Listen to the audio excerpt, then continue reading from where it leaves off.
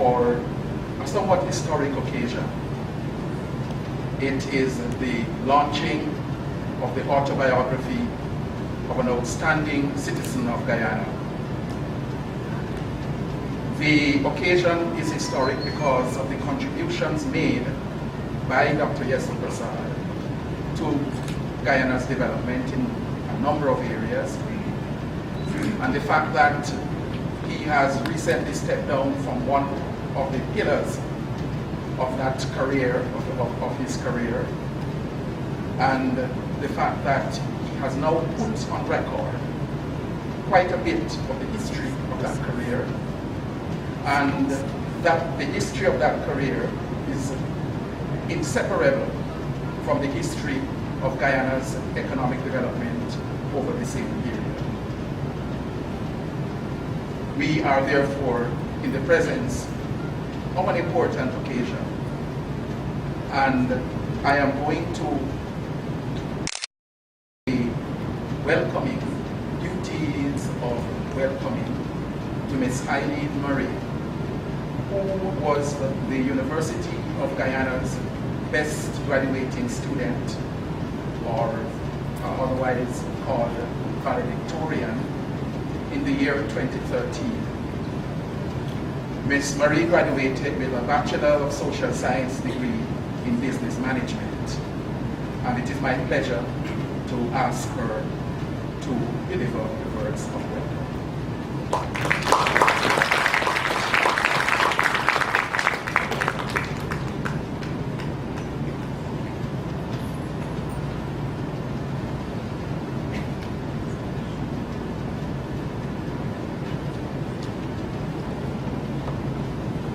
I would like to welcome the Honorable Prime Minister, Mr. Samuel Hines, Your Excellencies of the Diplomatic Corps, distinguished guests, Chairman and other Directors of Damara Bank Limited.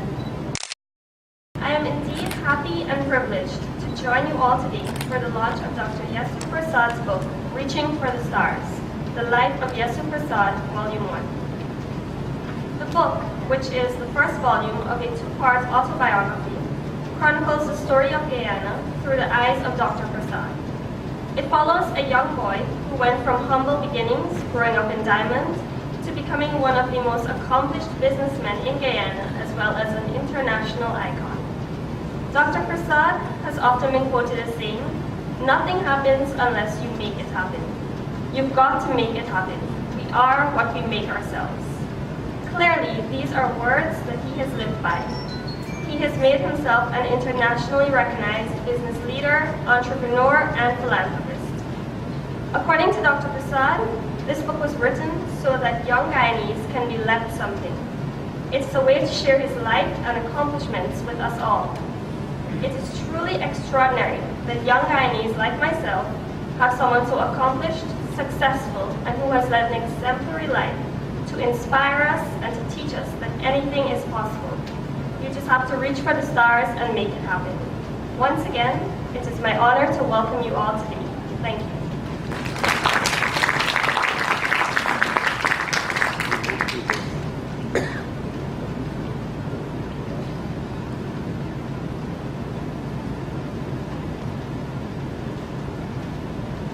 Thank you. Thank you very much, Ms. Eileen Murray, for that welcome. And we may now proceed with the remainder of the program. The next task is mine, and I was asked to review Reaching for the Stars, the life of Yesu Persaud. And it is an autobiography. I am afraid I will have to speak from this because I wasn't able to get. It is an autobiography, and there are different kinds of autobiographies and different kinds of autobiographical works. One of them may be a documentary, which basically a document in which the facts are given, the facts of life are given, or the author's version of those facts are presented in straight prosaic fashion.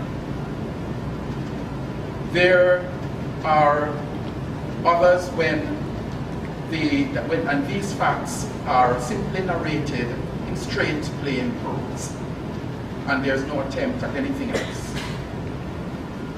There are memoirs, and very often memoirs are unpretentious personal memories from the author's point of view.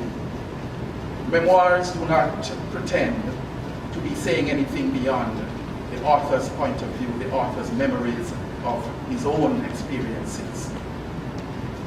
There is an entirely different kind of autobiography, which comes in the guise of fiction.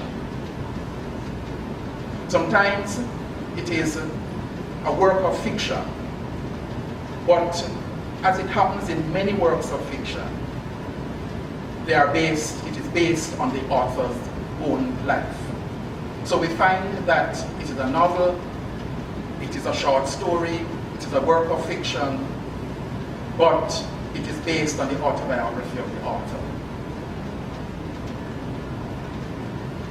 Then there is another thinly disguised autobiography, which is a novel, but it is the life of the author, but it is written as fiction. And there is one in which we have, in that particular case, truths fictionalized, the fictionalization of truth. There is another which is fiction, and I want to use the words of Guyana's greatest fiction writer, Wilson Harris, who describes this other type as fictional autobiography. And in fictional autobiography, we have fiction which claims to be history.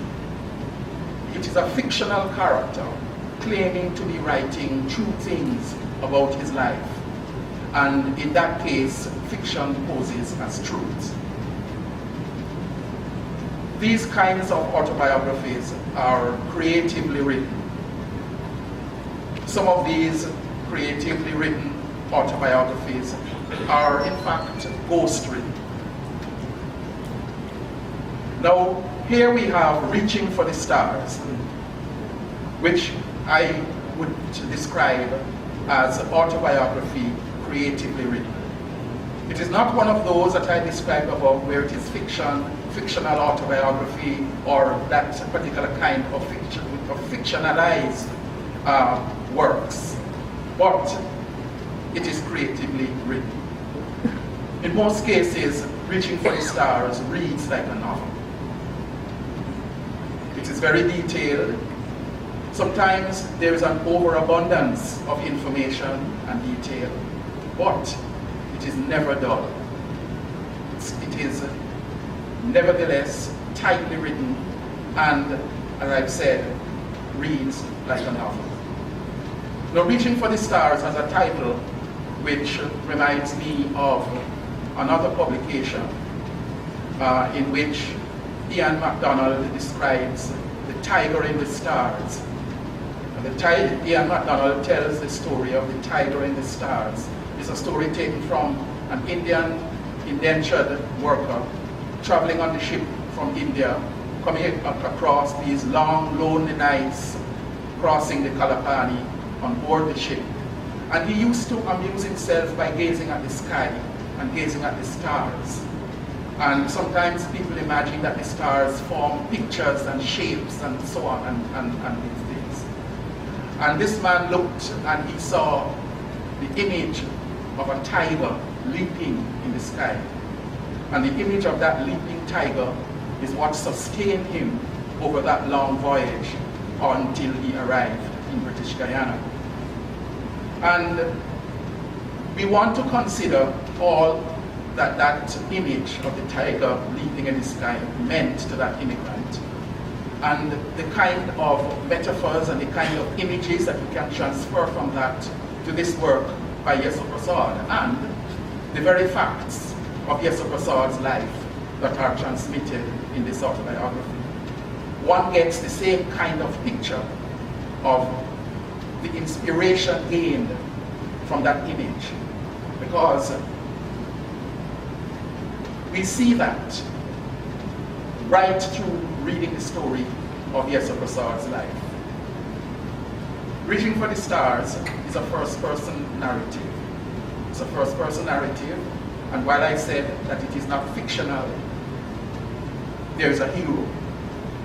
And this hero meets all the requirements of a fictional hero in a novel.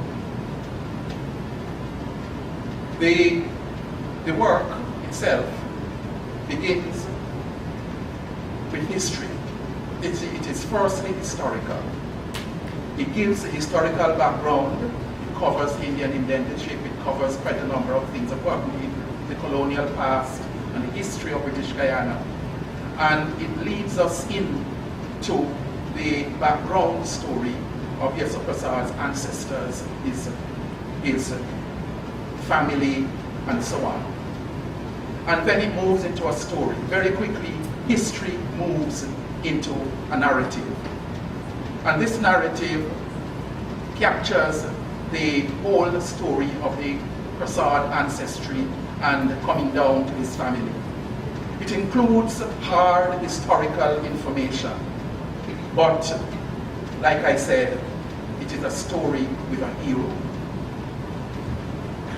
There is very good creation of character. There is very good characterization. The people described by the author are very often vividly, creatively described. You can see them, you can hear them. And there is excellent control of audience sympathy. One identifies with the narrator. One identifies with this hero, who is the central figure in the story right through the narrative.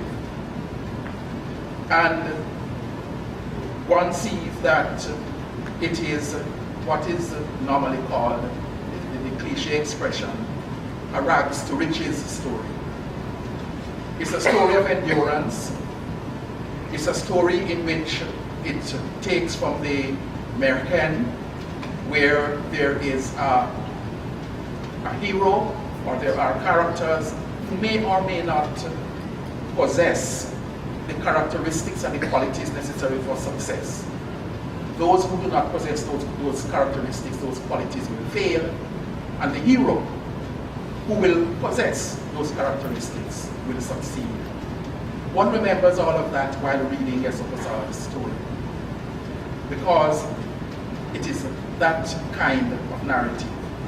You know that there will be a happy ending. You know that the author is going to go through all kinds of pitfalls, all kinds of challenges, all kinds of disasters and things that could easily have destroyed him. But right along you feel and you know that there's going to be a happy ending. And I'm not only saying this because you know who Yesu Persaud is, and you know that his story at this point in his life developed into a happy one. But sometimes while you are reading, you tend to forget that. You tend to forget that the man is right there. You tend to feel yourself reading a story that contains suspense. And sometimes it's not easy to understand how a story can be suspenseful when you know the ending. But it is possible. Writers can do that to a narrative. And the author of this narrative manages to do that. There is still suspense, because the narrative is very engaging. And the reader still wants to know what happens next. Of course, there are several episodes in the narrative. And when you're reading the story of one episode, sometimes you do not know the ending, you don't know what it's about. And you want to get to the end of it. You want to know how it ends. In some cases, you know how it ends. You know about DDL, you know about Gaisuko, you know about Demerara Bank and these and these things. But when you're reading these episodes, sometimes you want to see how it got to where it was. What were the events that unfolded? All the kinds of backroom boardroom drama that took place, all the intrigues and so on that took place behind the scenes in locked boardrooms and treacherous businessmen and so on. So that this story contains all of those things that can intrigue a reader. Now there's another side to it. The other side to it is that the work has moralistic intentions. Even if I heard Miss Marie say a few minutes ago that Yesu Persaud wrote the book with a purpose. But even if you did not hear her say that, while reading the document, the purpose is evident, quite evident in it when you are reading. It has moralistic intentions. We get the impression that the author wants to teach lessons, that the author wants to instill qualities in his readers. I mentioned earlier the particular characteristic of the Bergen, where the hero has certain qualities. We get the impression that Yesu Persaud understands that he's that hero and that he wants to instill those qualities into his readers. He wants his readers to follow his example, follow the examples that he went through, all the examples of deprivation and hard work and sacrifice and perseverance and so on. He wants the readers to understand that they can succeed, to understand that they can, if they apply those qualities, it can help them. And that is very obvious while reading the narrative. There are points in the story when the author runs the risk of coming over as too moralistic, coming over as too saintly, too disciplined. He's chaste. He's constantly loyal to his wife. Women approach him. Sometimes these approaches are subtle, but more of these approaches are not subtly suggestive, but quite blatant. He rejects them. He rejects them all. Sometimes he's so well behaved that the readers are relieved when he kisses a girl, when he takes a drink, when he deals harshly with some miscreant, or when he shows some devilish quirk. Now, clearly, Yesu Persaud belongs to a rare type, nevertheless, in the novels. There's a type of man described as the new man. The new man is one who believes in chastity, who is a very strong family man, who is very governed by reason and by decency. And that is the kind of individual that we get coming through of Yesu Persaud, that he is a new man in that particular category. He is very traditional. He believes in modesty, in decorum, delicacy, appropriate behavior, and he believes in tradition. He believes in the beneficial things that he can draw from tradition. And those things come over very clearly in the narrative. I already mentioned the purpose that the book has in influence, the kind of influences it wants to have over its readers, the encouragement of good qualities and struggle and ambition. The narrative is clearly, crisply written with emphatic honesty. It is convincing. The readers feel that they can trust the narrator. There are several questions that will arise coming out of it.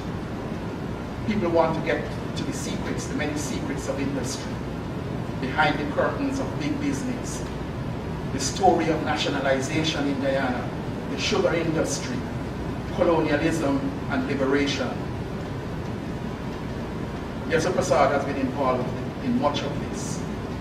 He gives you all of that, all the many powerful secrets that people will be very interested in the many powerful secrets that this book can reveal, and the great volume of history, the vivid pictures of old Georgetown, and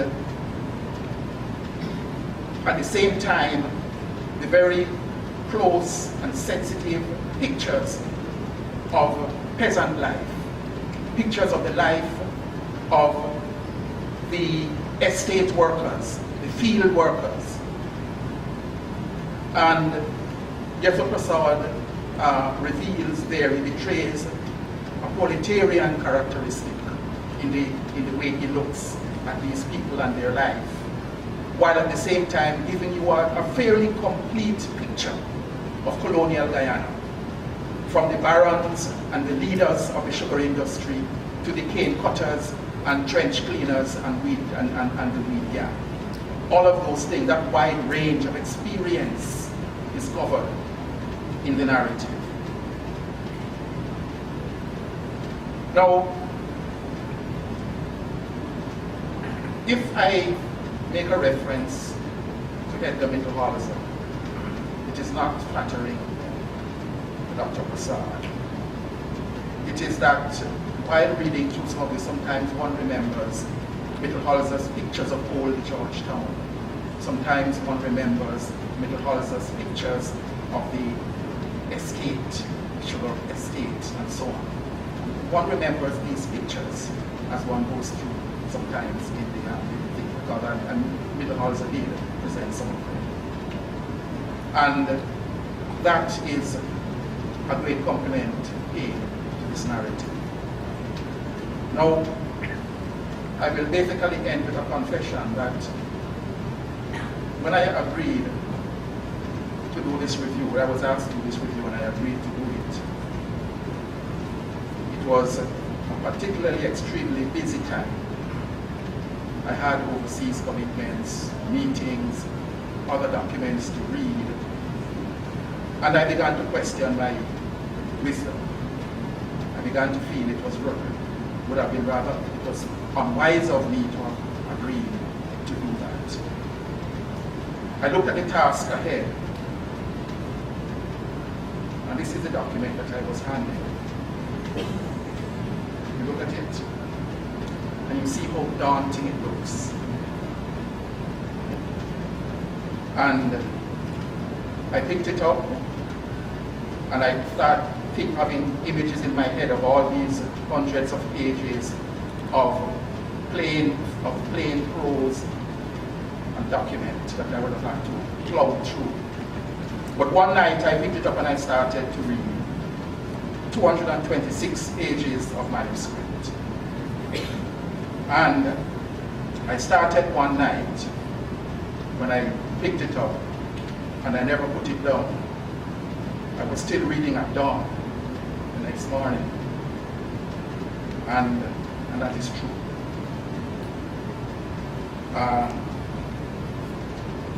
It is a very engaging narrative. It is that kind of thing that you want to read, you want to keep reading.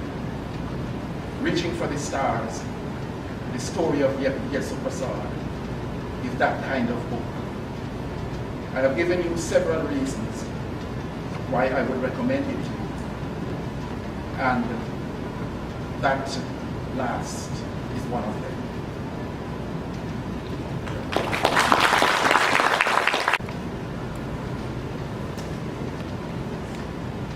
We have other commentaries on the document, on the book.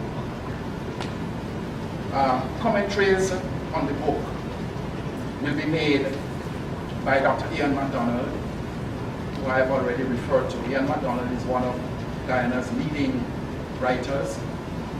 He has proven himself in different areas of creative writing, poetry, more than once winner of the Guyana Prize for Poetry. He has proven himself in the writing of fiction. His novel, The Hummingbird Tree, was made into a film by the BBC. He has proven himself in a little known work, I'm not sure how well known this work is, a play called the Champion Man. Ian MacDonald is a columnist, a commentator, one of Guyana's leading men of letters, and I have the honor to ask Ian MacDonald to comment on Reaching for the Stars.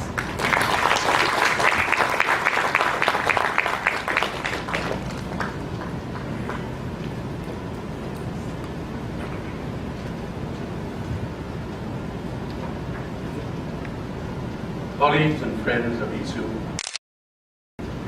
first of all, I must say I really enjoyed that review by Al, very detailed, and it's amazing. My experience was much like Al's. I had to read, and at the time, I have to tell you, I felt it. I had to read this long typescript that I was given, and my experience was the same as Al's. Absolutely fascinating. I really am very pleased to have been asked to say a few words at this launching of Yesu's book. It is a very notable occasion in an already very notable life. First of all, Yesu, congratulations, very warm congratulations on a most interesting and inspiring. And this I know is the first of 2 volumes of your life story, so there is more interest and inspiration to come. Let me say at the start, I'm glad to have the opportunity, very glad to have the opportunity here, to thank Yesu for the friendship we have enjoyed over 40 years. He has never been anything else but generous and helpful, and I'm grateful to him for the multitude of insights into what makes life worth living, which he has shared with me over the long decades.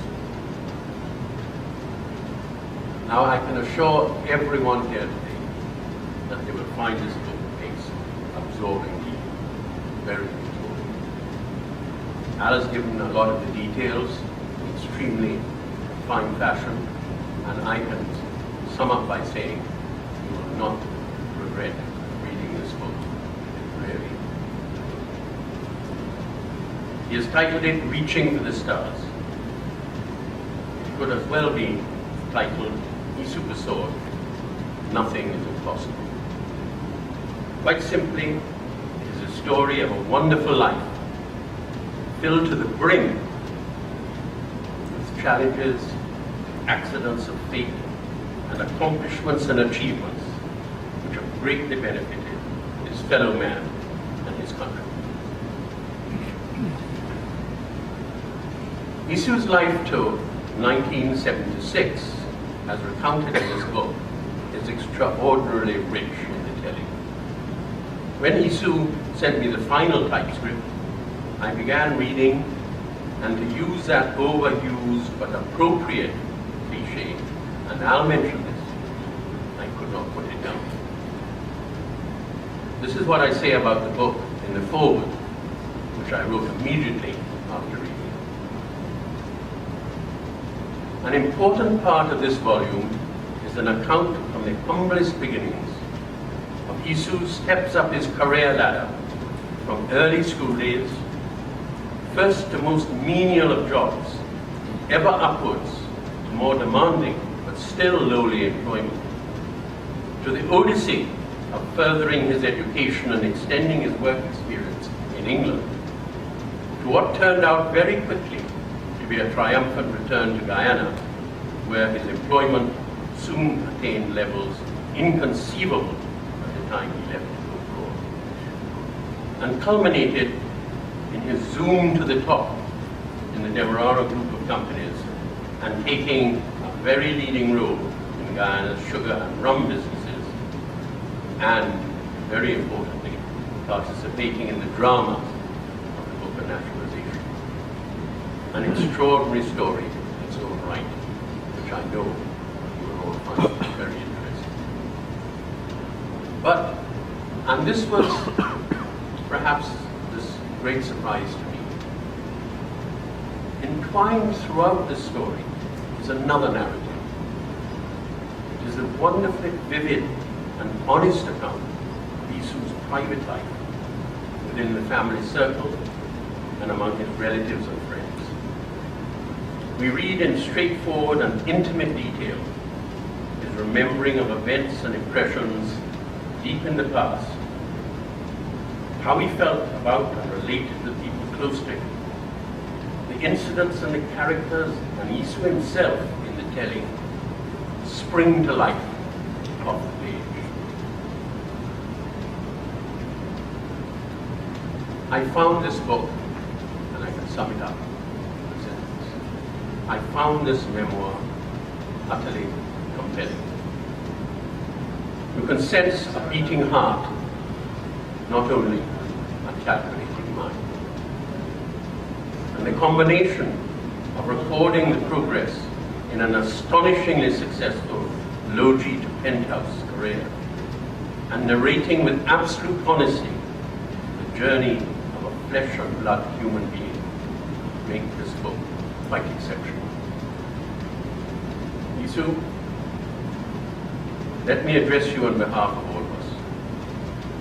You have had a marvelously rich and varied life, and this book tells only half the story.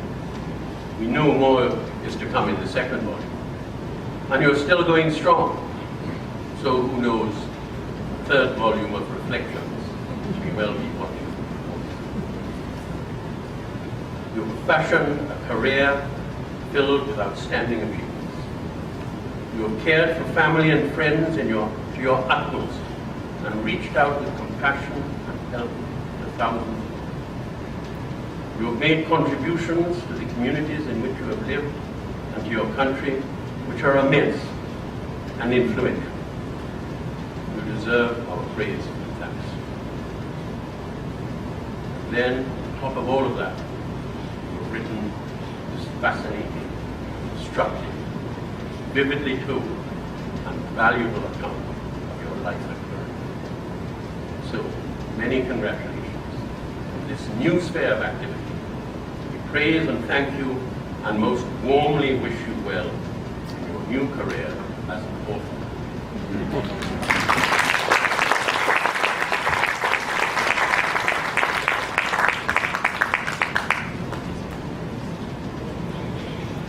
Thank you very much, Ian. And there's another commentary on the work. I understand that Mr. Eric Phillips is in Suriname and encountered great difficulties getting back here.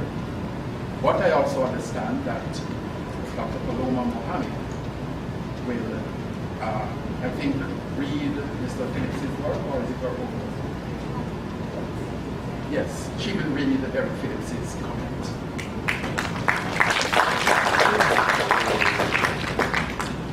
Good afternoon, ladies and gentlemen. I have been asked by my colleague, Eric Phillips, who is really, really sad that he was unable to make the vote this afternoon to get him in here. And he has asked me to relay his deep regret to Dr. Persaud. Here is his tribute. It is a singular honor for me to pay a tribute to a friend, mentor, and Guyanese hero, Dr. Yesu Persaud. I met Dr. Persaud in 1996 when my friend Stanley Ming and I were working on the Guyana 21 plan and got to know him much better during the conceptual creation of the Reform Group. Stanley and I had this brilliant idea that we could convince Dr. Persaud to become the former President Hoyt's prime ministerial candidate in the 1997 national election. After the meeting in his office with no success, we actually followed him in his taxi to the airport, still trying to get him to change his mind, all to no avail. I know many great things will be said today about Dr. Persaud, his unselfishness as epitomized in the iPad story, his relentless work on the Memory Garden, his straightforwardness on his weekly TV program, Eye on the Issues. I know him better as someone who has readily responded to all issues related to developing our young people, and as someone who has genuinely tried to promote national growth, unity, and collective prosperity. Whether it was receiving 30 young kids from Buxton, Agricola, and Alwarstown and DTL, IPED, in the IDB-funded Afro-Descendant program in 2008, or personal support for emancipation, or visiting the University of Guyana to speak to hundreds of young students, spending lots of one-on-one time with individual students giving career guidance and encouragement, or simply making himself available to discuss national issues. Dr. Yesu Persaud has epitomized and embodied a special kind of grace. Yesu is a special friend of mine. I celebrated his 85th birthday with him at the temple, and most recently, I was his guest at the Memory Garden for Indian Arrival Day. I also have had the privilege of speaking with him on a weekly basis, given the open office he has afforded me during all these years. I deeply regret not being here to make this speech myself. I am in Suriname and cannot arrive in time today. Yesu is a natural hero in a time when we dehumanize our society by not giving our heroes their deserved accolades. He is also an international icon, someone who has been recognized for so many great deeds, and I hope he gets the same recognition locally. This book, I hope, will help. Yet, the Yesu I cherish is the daily Yesu I witness, a man of great humility and an extraordinarily big heart. These are the attributes, these are the ones I most treasure. In the continuing saga of Guyana, Yesu stands tall and strong and eternal. May this launch help to share Yesu's incredible journey of excellence with Guyana and the world. May he continue to share his wisdom and his courage with us all. Congratulations, my good friend. I look forward to part 2 of this tremendous journey of yours, of ours. Eric.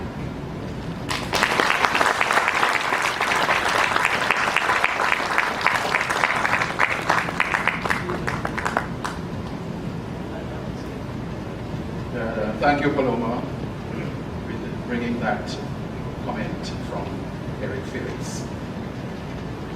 We now go to a message which comes from His Excellency Professor David Abidine, Guyana's ambassador to China, and himself a great scholar and creative writer.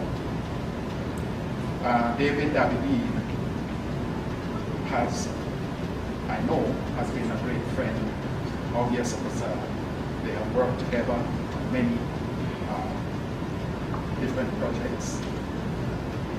They have quite a number of connections, including University of Warwick. And this message comes from David Abidine and will be read by another distinguished citizen, Major General Joseph Singh, who is himself an icon in Guyanese industry, Guyanese cultural, Guyanese scientific life. Major General Singh was at one time the Chief of Staff of Guyana's military. It is my honor again to invite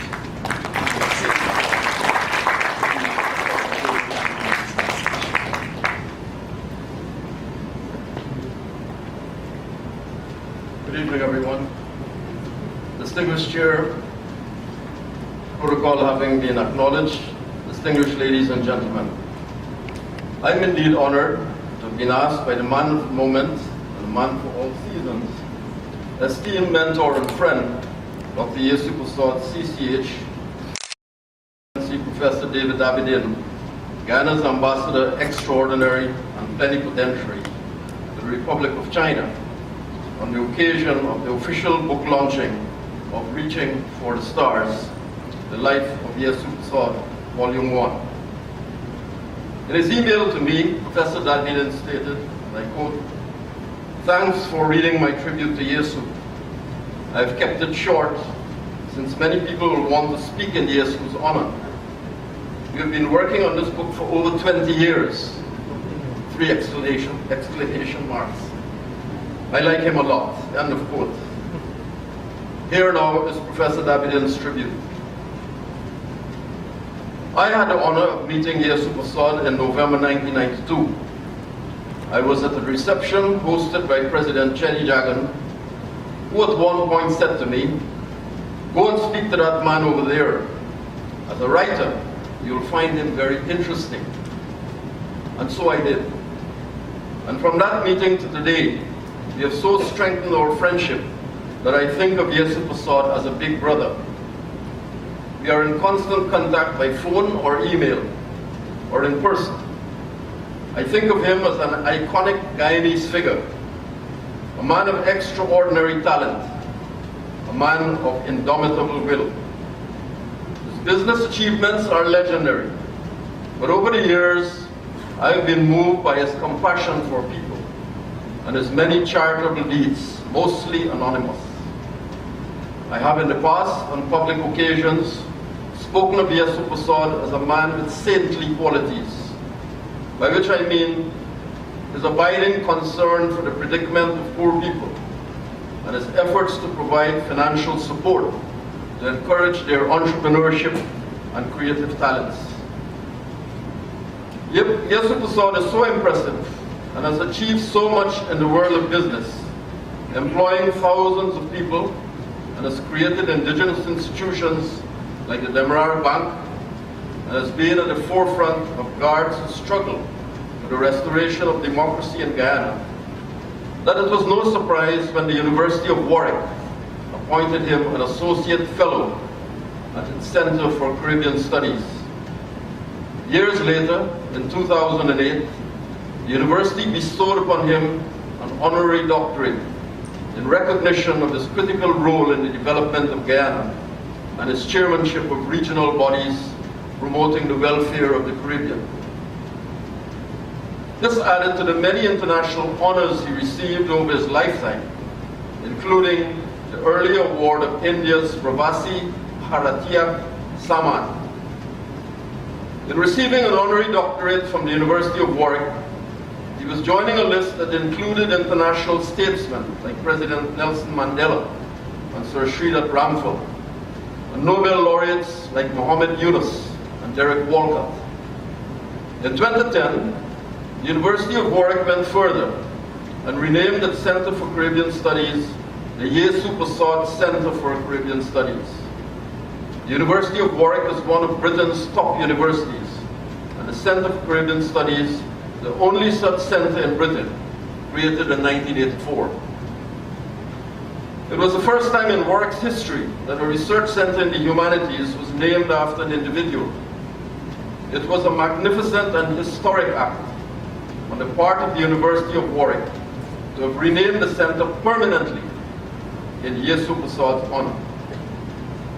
And of course, it adds to Warwick's reputation to have such a distinguished man like Yesu Persaud associated with the university.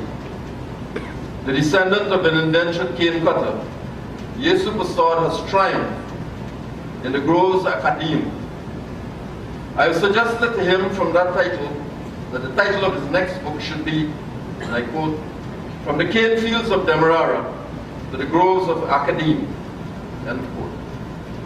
But he's too humble a person to take up my suggestion. Which brings me to volume 1 of his autobiography, which is being launched today. I put it to Yesu in 1992 that his story was so extraordinary that he ought to write a book on his life. He, being renowned for his gentleness and humility, declined my proposal. However, I persisted, and over the years I pestered him, encouraged him, hounded him, harassed him, coaxed him, and wore him down so that at last he put pen to paper, in spite of the thousands of other tasks he had as chairman of DDL and other enterprises. He and I have worked on this book for several years, going over many drafts. Dr. Lynn Macedo from Warwick did the final editing for the Caribbean Press. for which Guyana should be grateful always, since Guyana now has in its possession the autobiography of one of its greatest citizens, a man of honor, integrity, kindness, decency, patience, perseverance, and business genius. In short, a man of excellence. Read for yourself, and you'll find out why every Guyanese should seek to emulate Yesu Persaud, not just to honor him. Signed, Dr. David Abidin, Ambassador. Thank you.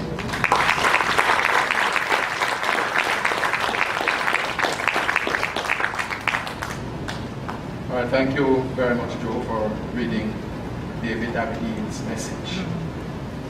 And now we come to an important part of the program where we will hear from Yesu Persaud himself. We have heard quite a lot about him, and those who might not have known him too well from the beginning would know him quite well now. But I will just nail down one or two of the things by which we know him. He was the builder, one of the builders and chairman of DDL, Demerara Distillers Limited. He the founder and the chairman of the Demerara Bank. The founder and the chairman of IPED, Institute of Private Enterprise Development. He also the trust company Guyana Limited. We know that he has been involved in many other companies, many other parts of the private industry, and also the Stanback Parker company. Stanback Parker company features very much in the autobiography. And we also know that there are other sides to Yesu Persaud. He has also still performing in more and in other areas such as television program Eye on the Issue, which he still runs. And he has been involved quite deeply in Indian arrival and commemorations and several programs for Indian arrival. We have heard all of that and more about Yesu Persaud. And at this point, I have the great honor of asking him to come and speak. He will give the closing address at the launching of this Reaching for the Stars, the story of Yesu Persaud. Dr. Persaud.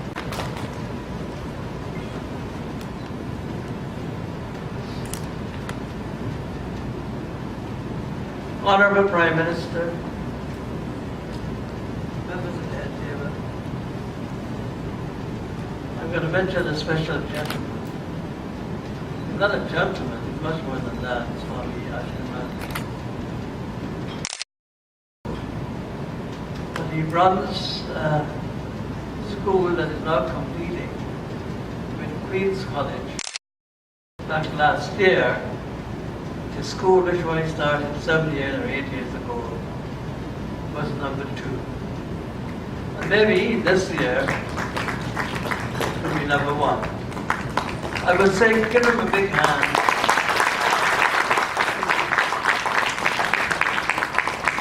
What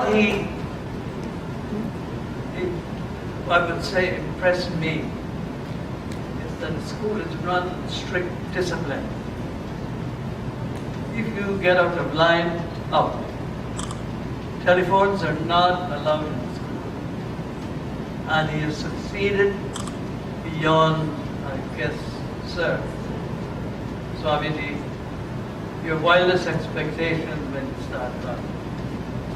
And I always said to him, I said, unlike other Swamis and Pandits and so, who go and hide themselves in temples, you're doing something tangible to help the young and give them a sense of direction.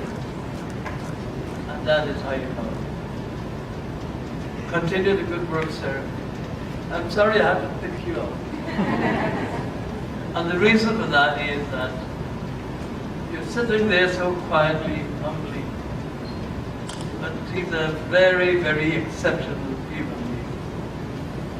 Now me come to the book, and I have here also an old friend which I must mention, and that is my friend Bishop George and Mrs. George. But Bishop and I had some experiences not many would have. But we had problems here in Guyana in 91, 92. We were on many platforms. I suffered most because I had become an enemy of the state. I didn't mind. There was a gentleman from American's Watch who rang me to say, "Can I come and see you, sir?" I said, "Certainly." He said, I'm from America's Watch. I'm a lawyer, and I've been sent specifically to observe all these rallies and to report back.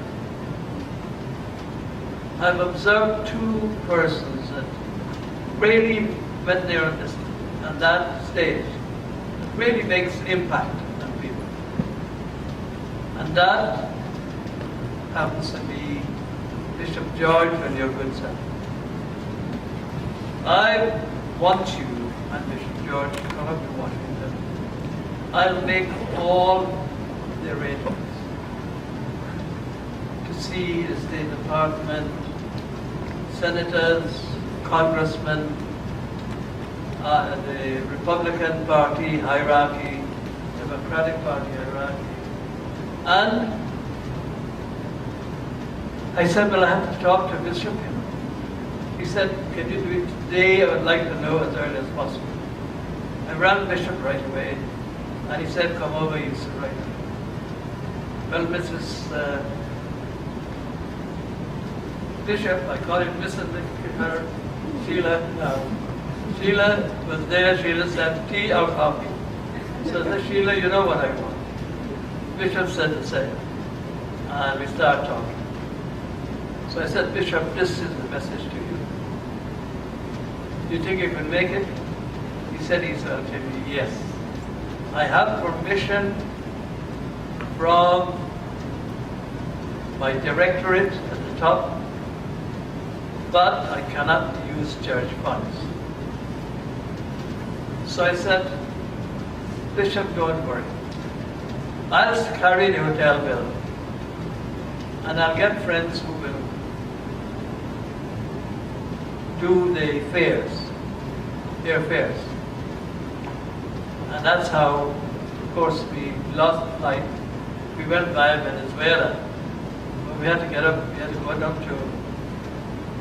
downtown to New York. We arrived there at 12:12. We had to get up at 4 o'clock. So very little sleep, because we were booking the first flight out to Washington. And this is a story, Bishop, we've got to tell together.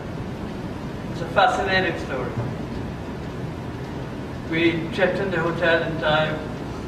We were in time to have a quick bath.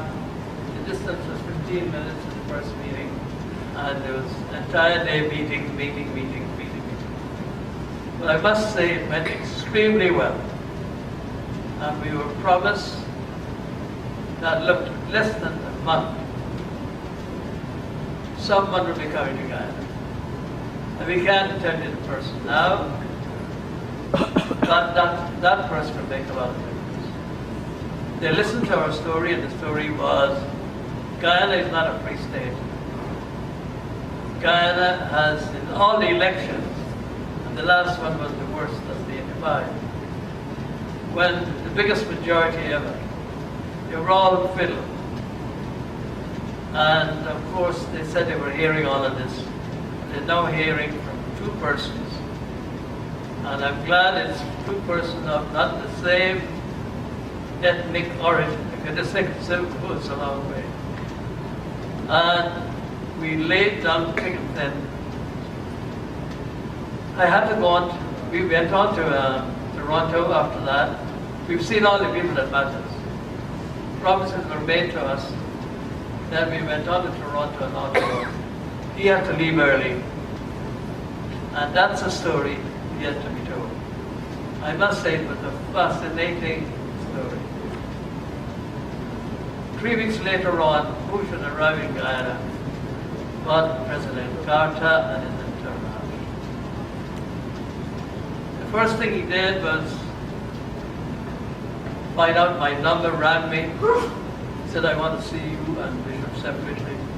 But in the meantime, he got in touch with the powers that be, and what the opposition could have done in 26 years, President Carter did in less than 30 hours. Changed the electoral system, voting at the place of poll, and I won't go on and on, but the whole sphere has been changed, transformed. And after that, he did say to Mr. Hoyer, if you win the elections, you're going to have a big handshake. But it has to be fair and free. But if the opposition win, they're going to also have a big handshake. We have $600,000 waiting to give to the winner of the elections in Ghana. So Bishop, I repeat that because many people would not know that story. And that's another story that has to be told. And told in some detail. But we're not on that score today. All I would like to say, thanks very much to all the speakers, especially Brighton, I'm a Christian. And he said, you have a copy of the book? I said, sorry. The books are away, they may be sometime yet. So can I send you what I call the draft? He said, yes, do that. And I sent him, and as he said himself, he couldn't stop reading. But in the case of Ian, I did the same with Ian. I didn't have the original book yet. And Ian says, send it. Next thing I knew, Ian wrote me a long note. And that note went on to say how long we went backwards and maybe into the future. And he considered a great honor. I've done a great tribute, not only to myself, but the people of Guyana, with all the risks and whatnot. So Ian, thank you so much. You've always been my friend. And I've said this, the same thing he did in Toronto. In Toronto, a group of Guyanese in 2010 decided, I was in Toronto, they wanted to know when I was coming. They wanted to honor me. And there was a big hall,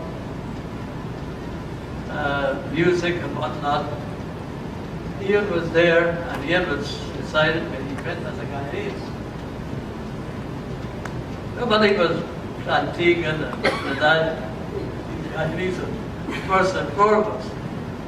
And exactly what he said, and even more on that occasion, about this humble servant. So Ian, we go back a long time. Thank you very much. And Joe and I, we're personal friends, going back a long time. Thank you very much. You've done David proud. And David would be proud and overwhelmed at the presentation we have. David, I have found a very simple man, a humble man too. He's achieved much with very little. When David left this country, he was a boy of 11, and he had to win scholarships all the way to Cambridge. And that's how Dr. Davidson became Professor David and later on at work. So indeed, yes, we in this country today, I'm going to say this, need role models. We don't have role models. And the reason for that, I say it, and I say it up to two nights ago, politicians don't care one. I'm not going to repeat what I said. People doesn't matter. Let them dabble in their poverty, providing we are well off. Now that's not what God put us on this earth for. We were created for a purpose, to be good human beings, to love one another, to help one another. And if we do that, this world would be a better world. I've stayed on in Guyana, irrespective. I could have been outside like so many others, and I could have done so many things. So I have the distinction. You know, whilst I was in England studying, I was also investing. And I invested very well. I may have been the only Guyanese to have returned to Guyana with a brand new car when I returned to Guyana to join the British Guyana Tax Service. And then I was accused one evening, I'm an ignoramus. I'm not going to repeat that now. Well, who was, this gentleman didn't know I was a taxman too. And in England, that was my speciality for my firm. I represented so many companies and clients. I was called an ignoramus. Know nothing of taxation. So I'm repeating these things, little things, because it goes a long way. It makes you feel you're nothing. That's not the essence of life. The essence of life is to help once you can, especially those in power. The whole essence of power is to uplift people, not to bring them down to the bottom.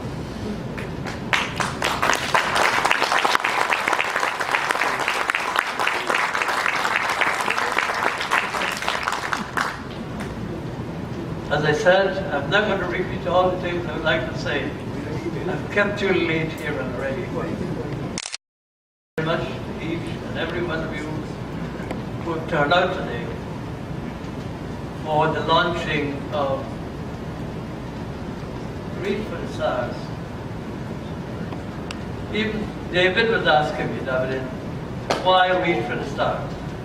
So I said to him, David, in life nothing is impossible. Everything is possible. But you got to be determined, you got to be persevering, never give up. It can be done. Never say it can't be done. And if you could do that, the world is yours. Now you sit down and hope that manna is going to come from heaven. Bishop, manna now come from heaven now. We got to go and create manna right here. And this is where the politicians come in.